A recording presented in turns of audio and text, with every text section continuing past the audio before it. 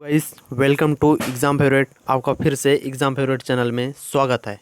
और आज के इस क्लासेस में आज की हमारी सिटी मिशन मैनेजर के लिए सेकंड क्लास है। 65 क्वेश्चन के लिए क्लासेस ली जा रही है और जिसकी ये सेकंड क्लासेस है। ठीक है, अगर से आप चैनल पर पहली बार आए हैं तो चैनल को सब्सक्राइब कर लिए, बेल आइकन को ऑल कर लीजिए। और इस वीडियो में आपको फर्स्ट वीडियो की मतलब कि फर्स्ट क्लासेस की जो लिंक होती है वो आपको डिस्क्रिप्शन बॉक्स में मिल जाएगी। डिस्क्रिप्शन बॉक्स में चली जाइएगा, आपको लिंक अवेलेबल हो जाएगी। ठीक है, तो आज की सेकंड क्लास है राज्य शहरी आजीविका mission Madhya Pradesh, city mission manager और सामुदायिक संगठक के लिए। ठीक है, और ये क्लासेस ली जा रही है आपकी 65 अंकों के लिए। ठीक है, और इस क्लासेस में मतलब मैंने इसके पहले आपको स्टार्टिंग में ही बता दिया था कि आपको कंप्लीट कराया जाएगा। 65 नंबर तो टेंशन ही नहीं लीजिएगा आप। ठीक है, बहुत से स्टूडेंट्स का कहना है कि सर 65 ही आप कंप्लीट करवा दीजिएगा। ठीक है, 20-20 हज़ार रुपये फीस है इसकी, सिटी मिशन मैनेजर और सामुदायिक संगठक की। ठीक है, आपने घुमा होगा, आपको पता चल गया होगा। ठीक है, 65 अंकों के लिए क्लासेस है और आपको 5000 MCQ कराए जाएंगे विथ डिटेल्स के साथ में। आपको थ्योरिकल पढ़ने की कोई ज़रूरत नहीं पड़ेगी। ठीक है, बिल्कुल ज़रूरत नहीं पड़ेगी। 5000 प्लस भी जा सकते हैं। ठीक है, मैं तो अभी 5000 ही बोला गया है। ठीक है, बात करें हम आगे तो आपको रिवीजन भी कराया जाएगा। ठीक है, पहले तो हम आपको सारा कंप्लीट कोर्स करा देंगे। ठीक है, उसके बाद में हम रिवीजन भी करा देंगे। ठीक है, अब बात करें 65 अंकों के लिए है, 5000 MCQ विथ डिटेल्स, रिवीजन। अब 65 अंक आपके हुए। ठीक है, क्लासेस देख लिए तो 65 अंक आपके।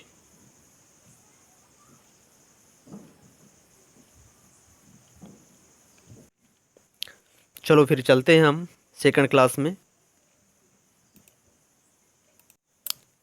तो 65 अंक अब आपके हो गए हैं। ठीक है, तो चले फिर हम लोग क्लास स्टार्ट करें, समय को वेस्ट नहीं करते हैं। बाकी और भी कुछ बात करना है जो आपने इसके पहले तो मेरे पहले वीडियो देखेंगे तो आपको समझ में आ गया होगा कि मैं क्या बोलना चाहूँगा। ठीक है, आपको पता है आज दीपावली है। ठीक है, सभी को दीपावली मुबारक। ठीक है, तो चले फिर हम क्लास के ऊपर। ठीक है, ये रहा आपका पहला क्वेश्चन इस क्लास का। इसके पहले मैंने फर्स्ट क्लास में आपको 20 तक कंप्लीट करा दिया है। ठीक है, ये 21 है, लेकिन इस क्लास के लिए तो फर्स्ट क्वेश्चन है। ठीक है, 20 नंबर का। राज्य के प्रशासन का विविधतः अध्यक्ष होता है, कौन होता है?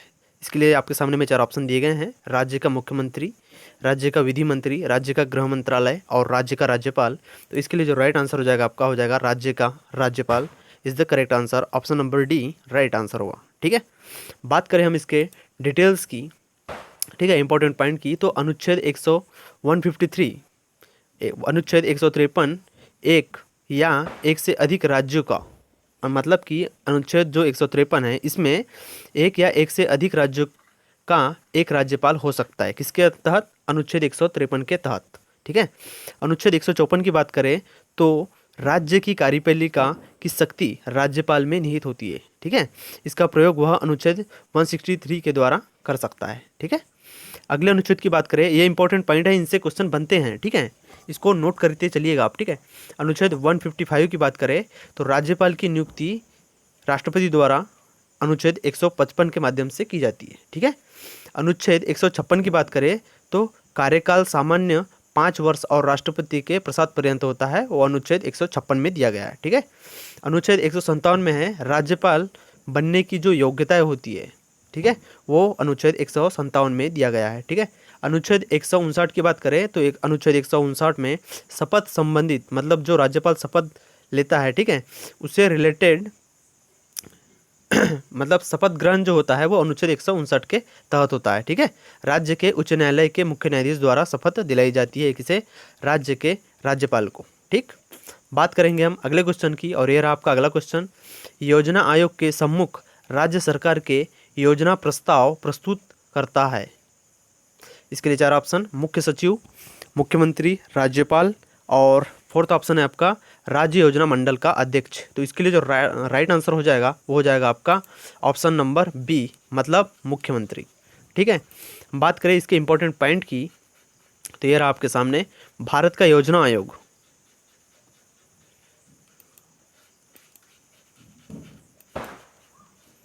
बात करें हम योजना आयोग के इंपॉर्टेंट पॉइंट की,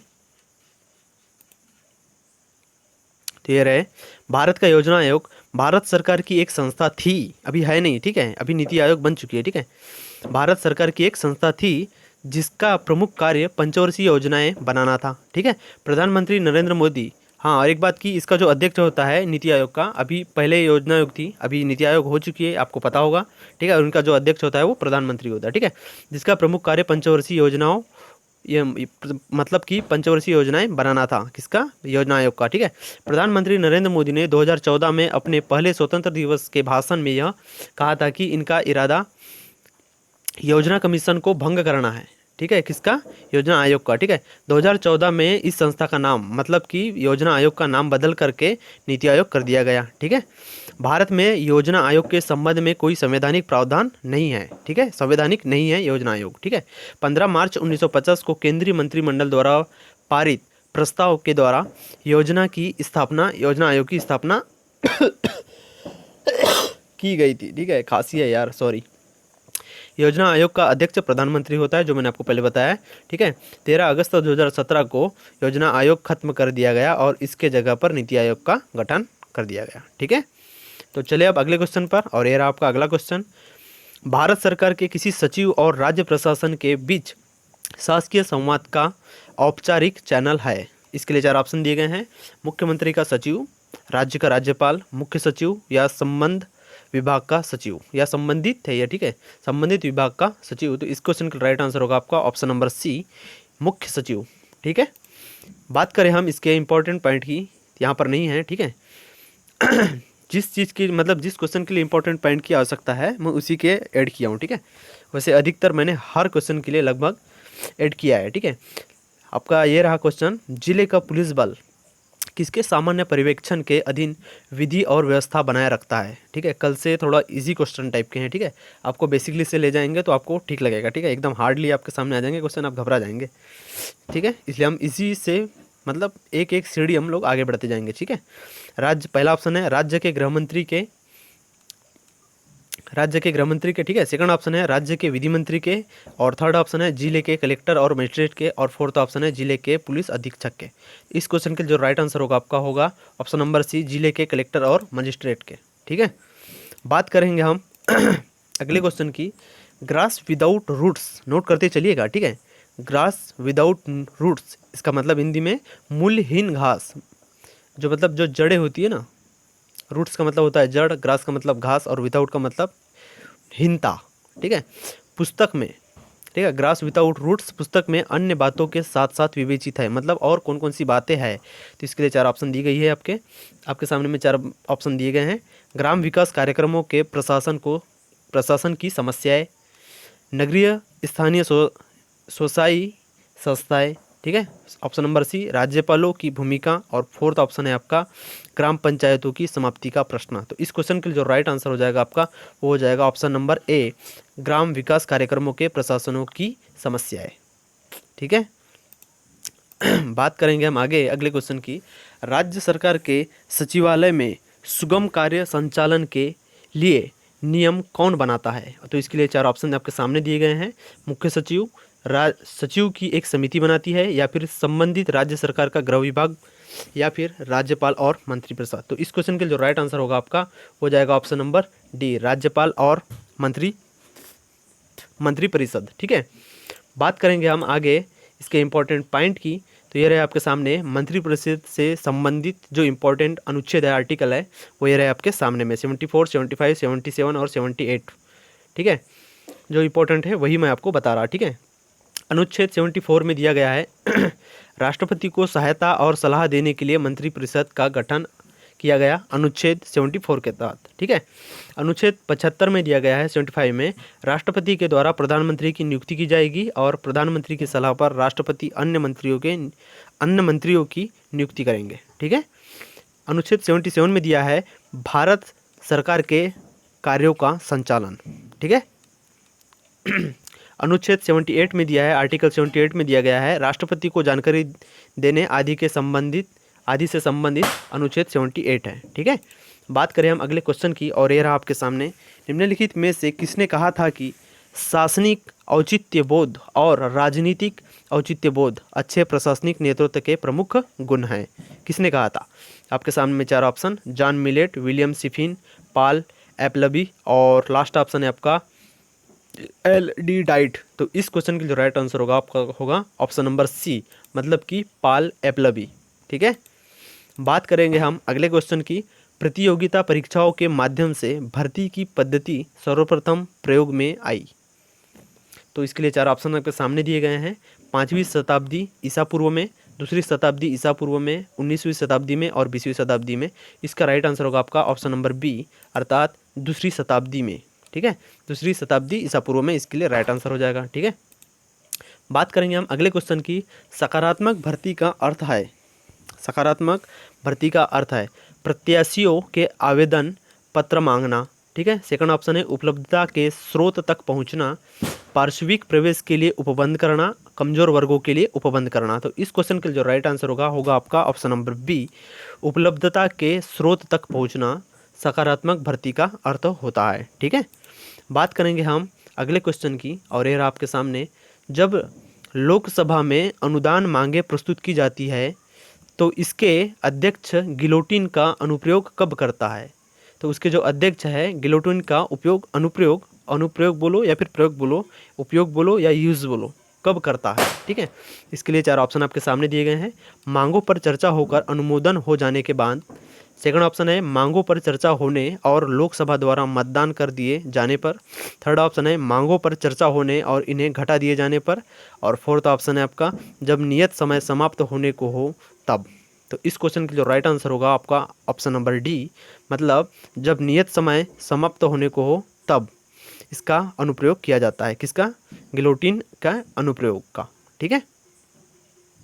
बात करेंगे हम इसके इम्पोर्टेंट पॉइंट की। तो ये रहे आपके सामने में कि गिलोटिन ने 6 लेख प्रस्तावित किए थे, और वो है आपके सामने में, इनको नोट करते चलना है आपको। पहला है प्रस्ताव आपका, पहला लेख है अपराधी की परवाह किए बिना एक ही वर्ग के अपराध के लिए सभी दंड समान होंगे। ठीक है, यानी कुलीनता के लिए कोई विशेष अधिकार नहीं होगा। ठीक है।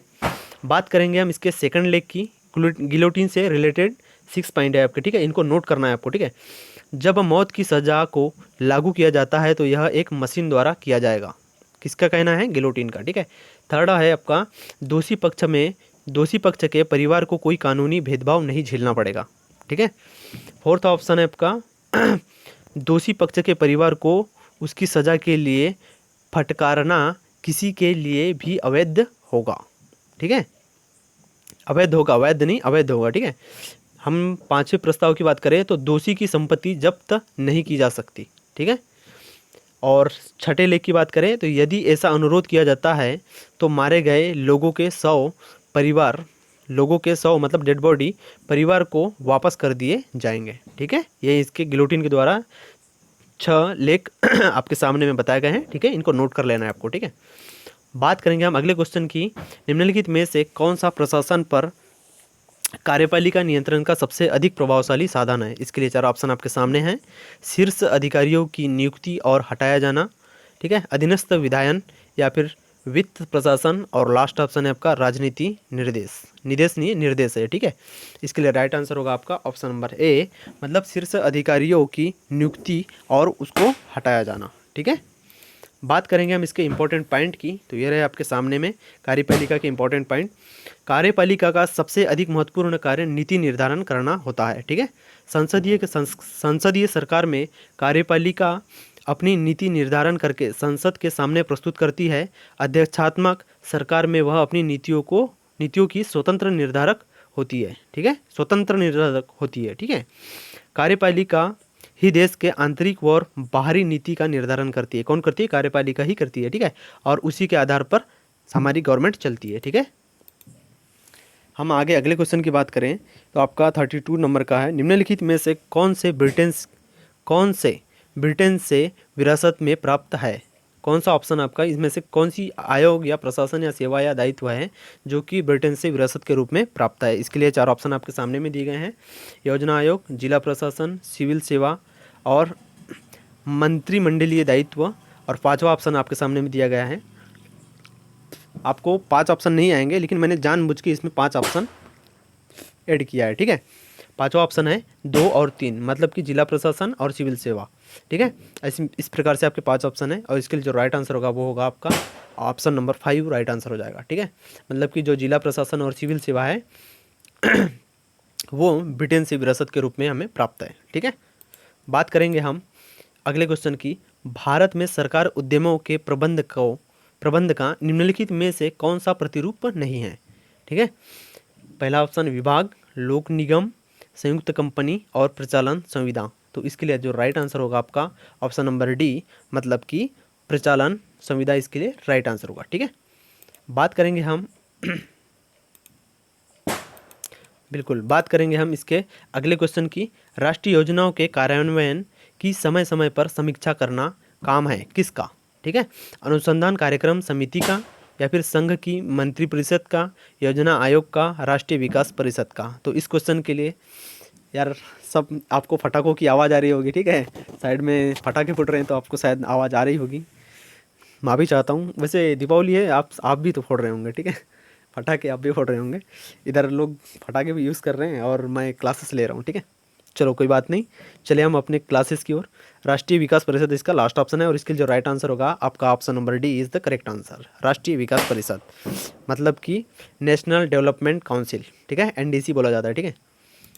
बात करेंगे हम इसके इंपॉर्टेंट पॉइंट की, किसकी, एनडीसी की, मतलब कि राष्ट्रीय विकास परिषद के इंपॉर्टेंट पॉइंट की बात करें तो एनडीसी को ही राष्ट्रीय विकास परिषद कहा जाता है, ठीक है, नेशनल डेवलपमेंट काउंसिल। एनडीसी को निम्नलिखित उद्देश्यों के साथ स्थापित किया गया है, ठीक है। और इसके उद्देश्य 6 उद्देश्य है, आपको याद रखना है, नोट करते चलना है। पहला उद्देश्य है योजना के समर्थन में राष्ट्र के प्रयासों और संसाधनों को मजबूत करने और जुटाने के लिए। पहला उद्देश्य ये रहा, ठीक है, एनडीसी का। सेकंड उद्देश्य है सभी महत्वपूर्ण क्षेत्रों में आम आर्थिक नीतियों को बढ़ावा देना, ठीक है। और फोर्थ नंबर का जो उद्देश्य है, ये थर्ड नंबर का, देश के सभी भागों का संतुलित और तीव्र विकास सुनिश्चित करने के लिए, ठीक है। और चौथा उद्देश्य है देश के नागरिकों को शिक्षा, चिकित्सा देखभाल, सामाजिक सेवाएं आदि जैसी सामाजिक सुविधाएं प्रदान करने के लिए एनडीसी को बनाया गया, ठीक है। पाँचवें नंबर के उद्देश्य की बात करें तो लोगों के जीवन स्तर में सुधार के लिए, ठीक है, पांचवा उद्देश्य। और छठा उद्देश्य है प्रति व्यक्ति आय में वृद्धि हो जाए, ठीक है। बात करेंगे हम अगले क्वेश्चन की, और ये रहा आपके सामने। निम्नलिखित में से किसकी प्राप्तियां और व्ययों की लेखा परीक्षा भारत का नियंत्रक महालेखा परीक्षक नहीं करता। इसके लिए 4 ऑप्शन आपके सामने में। नगर पालिका उपक्रम, राज्य सरकार, सॉरी एक ऑप्शन डबल बार हो गया क्या, कोई बात नहीं, ठीक है। और ऑप्शन नंबर डी में आपके सामने में दिया गया है केंद्रीय सरकार। तो इस क्वेश्चन के जो राइट आंसर होगा नगर पालिका उपक्रम, ठीक है। बात हम आगे करें इसके इंपॉर्टेंट पॉइंट की, किसकी, नगर पालिका की। तो नगर पालिका अधिनियम 1956 लागू होने के बाद मध्य प्रदेश नगर पालिका अधिनियम 1961 पारित हुआ, ठीक है। नगर पालिका अधिनियम 1956 जब लागू हुआ, उसके बाद में मध्य प्रदेश नगर पालिका अधिनियम 1961 पारित हुआ, ठीक है। मध्य प्रदेश में नगर पालिका का गठन 1864 में जबलपुर में हुआ था, ठीक है, नोट कर लीजिए, इंपॉर्टेंट है, ठीक है।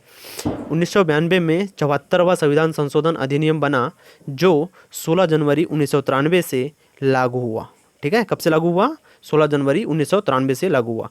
इसके तहत त्रिस्तरीय नगरीय निकायों की व्यवस्था की गई थी, ठीक है। बात करेंगे हम अगले क्वेश्चन की, और ये रहा आपके सामने में। भारत के संविधान के अधीन नियंत्रक महालेखा परीक्षक का क्या उत्तरदायित्व होता है, ठीक है। इसके लिए 4 ऑप्शन आपके सामने में है।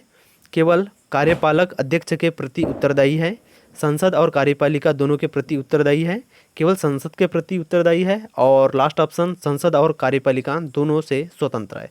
तो इसके लिए जो राइट आंसर होगा आपका वो होगा ऑप्शन नंबर ए, मतलब कि केवल कार्यपालक अध्यक्ष के प्रति उत्तरदायी है, ठीक है।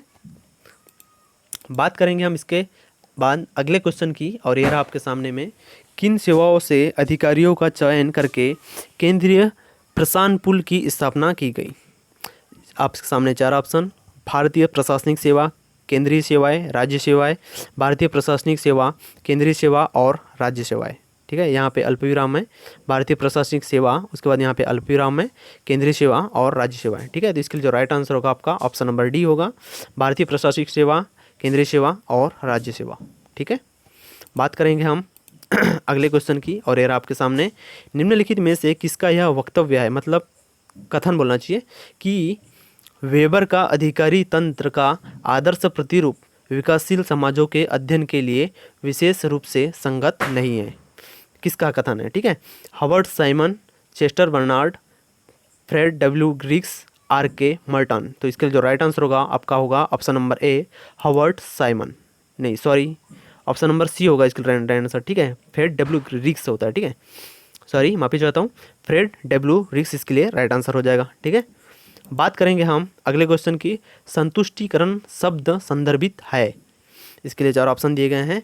ग्राहकों को संतुष्ट करने में योगदान करने वाले कारकों से, प्रशासनिक व्यक्ति के यथेष्ट संतोष की भावना से, जांचकर्ता प्राधिकारी के संतुष्ट से, और लास्ट ऑप्शन है उच्चतर अधिकारी और उससे उच्चतर अधिकारियों के व्यक्तिपरक संतोष से। तो इसके लिए राइट आंसर होगा आपका ऑप्शन नंबर बी, प्रशासनिक व्यक्ति के यथेष्ट संतोष की भावना से। किसका संदर्भिक आता है ये? संतुष्टिकरण का, ठीक है?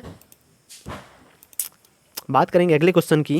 निम्नलिखित में से किस लेखक ने संगठन में व्यक्तियों की अपेक्षा संरचना को अधिक महत्व दिया है?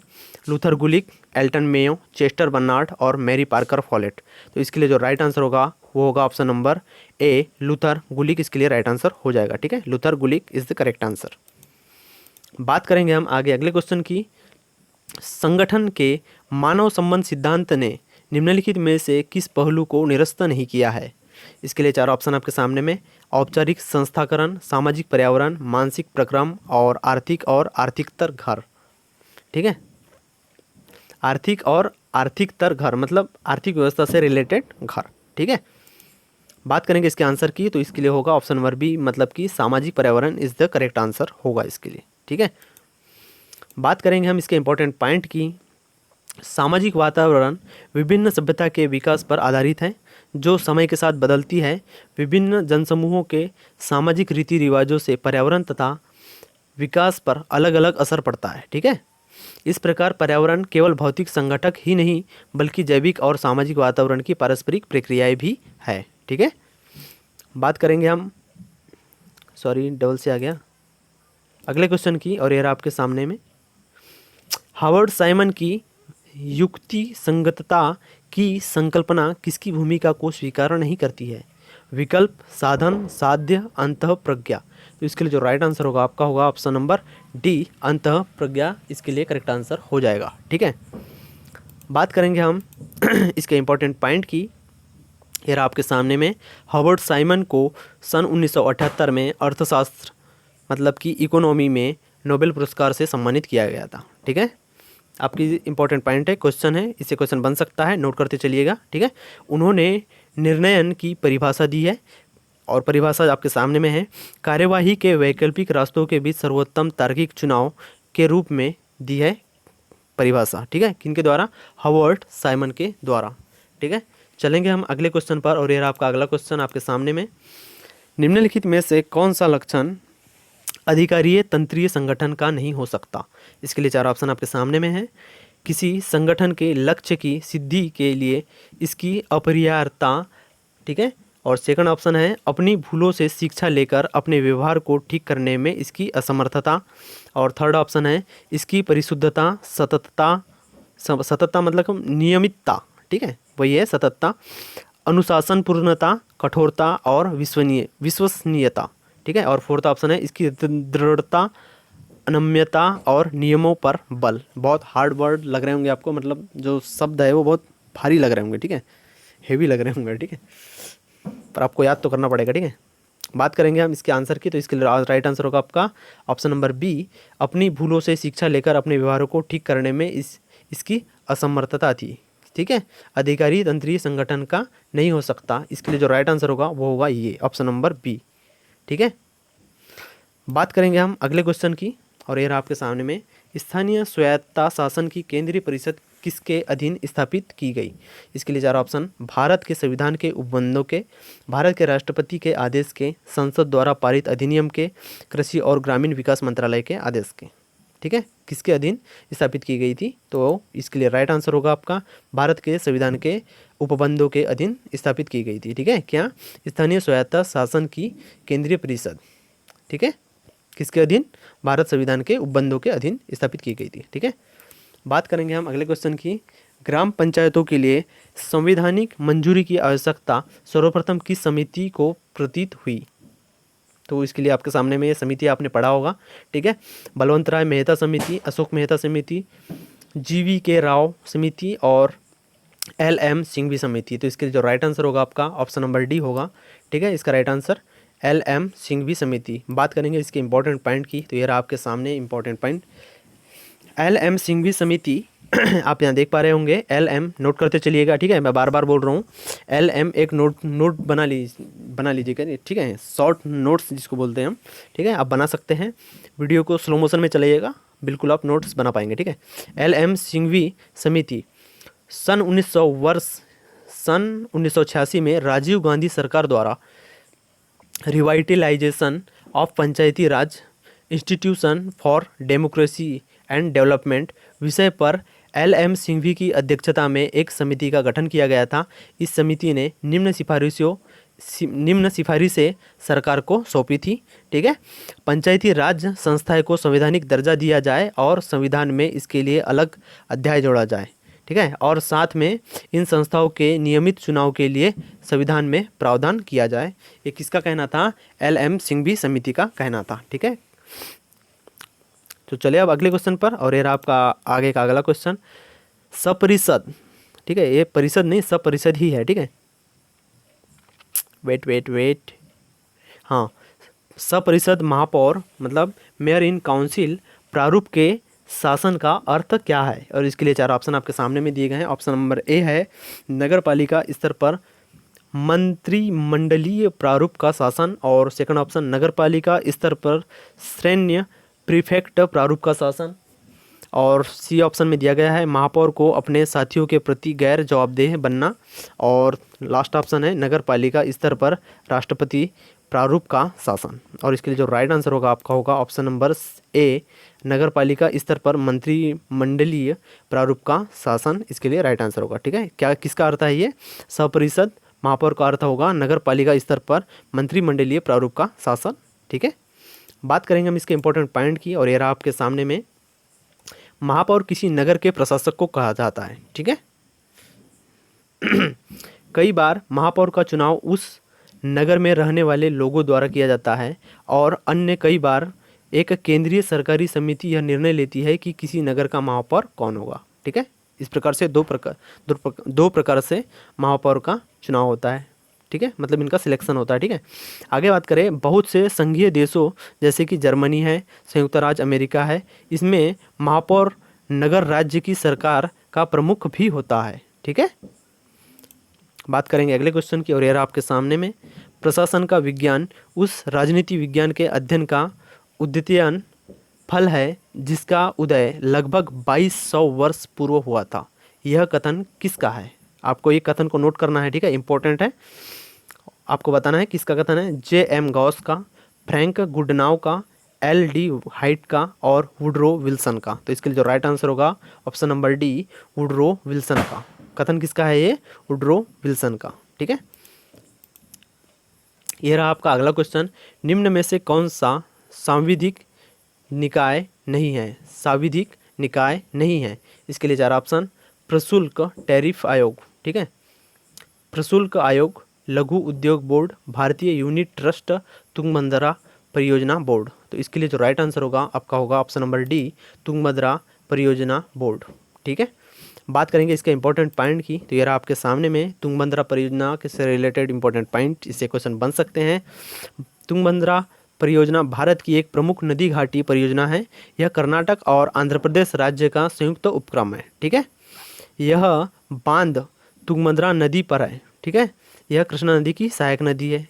कौन सी? तुंगभद्रा नदी जो है वो कृष्णा नदी की सहायक नदी है। ठीक है, मल्लमपुरम के निकट बनाया गया है कौन सी? तुंगभद्रा परियोजना। ठीक है, लाभान्वित होने वाले राज्य की बात करें तो कर्नाटक और आंध्र प्रदेश तुंगभद्रा परियोजना से लाभान्वित होने वाले राज्य है। ठीक है, बात करेंगे हमारे क्लास के सेकंड लास्ट क्वेश्चन की, आज की क्लास की सेकंड लास्ट क्वेश्चन है। ठीक है, मंत्रिमंडलीय मंडी है। ठीक है, मंत्रिमंडलीय है ये, सॉरी मंत्रिमंडलीय नहीं, मंत्रिमंडलीय है। मंत्रिमंडलीय सचिवालय के अंग के रूप में जन शिकायत निदेशालय की स्थापना किस वर्ष में हुई थी? और ये आपके सामने में 4 ऑप्शन दिए गए हैं, 1970, 1980, 1984, 1988। ठीक है, तो इसके लिए जो राइट आंसर होगा ऑप्शन नंबर डी, मतलब कि 1988 इस क्वेश्चन के लिए बिल्कुल राइट आंसर होगा। ठीक है, और ये रहा हमारे क्लास का लास्ट क्वेश्चन। क्लासिकीय सिद्धांत को स्वेच्छावादी कहा जाता है, क्यों कहा जाता है? यह मानवीय प्रेरणा को कम करने की आंकता है। ठीक है, मतलब आंकना, मतलब आंकना नहीं बोला जाता क्या, आंकना, ठीक है, वही है, ये आंकता है। यह इंसानों को उनके साथियों से अलग रखकर देखता है, या फिर यह संगठन के मानवीय आयामों को अनदेखा करता है। और लास्ट ऑप्शन में दिया है, यह मानता है कि मनुष्य सामाजिक नियंत्रण से स्वतंत्र है। ठीक है, तो इस क्वेश्चन के लिए जो राइट आंसर होगा ऑप्शन नंबर डी, अर्थात यह मानता है कि मनुष्य सामाजिक नियंत्रण से स्वतंत्र है। किसका सिद्धांत? क्लासिकी सिद्धांत। ठीक है, इसके इंपॉर्टेंट पॉइंट की बात करें तो ये रहा आपके सामने में इसका इंपॉर्टेंट पॉइंट। क्लासिकी सिद्धांत संगठन को स्वैच्छिक प्रणाली माना जाता है। ठीक है, इसके अनुसार समूह सदस्य को नियंत्रित नहीं करता, क्योंकि सदस्य में सामाजिक नियंत्रण के प्रति प्रतिरोध की भावना होती है। ठीक है, व्यक्ति ठीक है, ये व्यक्ति है। ठीक है, व्यक्ति स्वयं की इच्छा से चलित होता है, न कि समूह की इच्छा से। ठीक है, स्वयं की इच्छा से चलित होता है, मतलब स्वयं की इच्छा से चलता है। ठीक है, न कि किसी ग्रुप के हिसाब से चलता है। ठीक है, अतः व्यक्ति अपने सहयोगी कार्मिकों से पृथक अस्तित्व रखता है। एक कौन सा सिद्धांत है? क्लासिकीय सिद्धांत है। ठीक है, और हमारे क्लास का अंत हो चुका है। अंत मतलब अंत पूरा नहीं, ठीक है, हमारी क्लास एंड हो चुकी है। ठीक है, अब हमारी इसके बाद में 3rd क्लास आ जाएगी, जल्दी आएगी। अभी दीपावली की वजह से क्लासेस नहीं ले पाएंगे हम लोग। ठीक है, मतलब क्लासेस तो डेली एक तो दूंगा मैं। ठीक है, अभी एक क्लासेस तो आएगी अभी। ठीक है, कल, आज दीपावली हो गई, कल परसों वैसी जैसी भी है, उसके बाद में आपकी रेगुलर क्लासेस कल परसों से स्टार्ट हो जाएगी। ठीक है, दीपावली है, आप समझ पा रहे होंगे मैं क्या बोलना चाह रहा हूँ। ठीक है, और बात करें, बहुत से स्टूडेंट का कहना है कि सर फीस कितनी है, फीस कितनी है। तो इसके लिए मैं पहले ही बोला था कि गुरु दक्षिणा है 500, 600, 700, 800, 900, 1000, जितना लगे आप दे पाएंगे। ठीक है, दे सकते हैं। और मैंने कॉन्टेक्ट नंबर दे दिया है। ठीक है,